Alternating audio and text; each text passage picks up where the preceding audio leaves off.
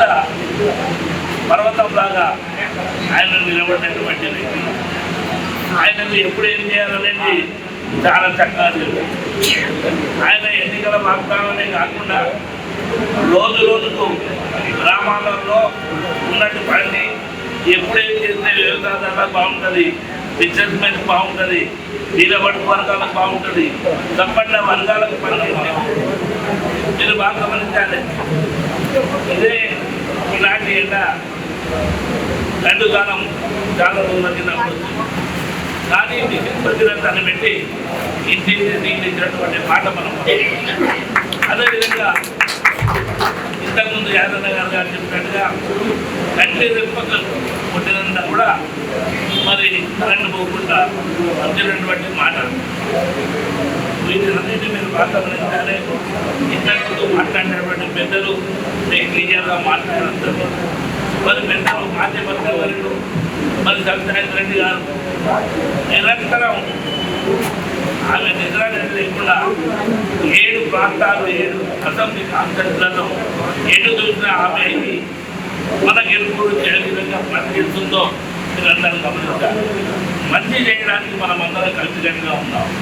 చెడును విడనాడుగా మంచి ప్రయత్నం చేద్దాం. మీరు బాగా గమనించాలి. ముగ్గురం కూడా మరి బీఆర్ఎస్ నుంచి గతంలో పోయినటువంటి వాళ్ళకు ఇప్పుడు నేను కాంటాక్ట్ చేస్తాను వ్యక్తిగా. నేను 5 సంవత్సరాలు జిల్లా పరిషత్ చైర్మన్గా పనిచేస్తాను. మరి ఆనాడు కూడా మరి అందరినీ కలుపుకొని సంపన్న వర్గాలను కలుపుకొని అన్ని పార్టీల్లో ఉన్నటువంటి మేధాశక్తులు ఉన్నటువంటి వాళ్ళందరినీ కూడా ఎక్కడ కూడా మచ్చ కాకుండా మరి ఆనాడు చేసినటువంటి సేవలు ఇప్పుడు కూడా మీరందరూ కూడా దయచేసి కారు గుర్తుపై ఓటేసి అత్యధిక శాతం ఓట్లతో మమ్మల్ని గెలిపించవలసి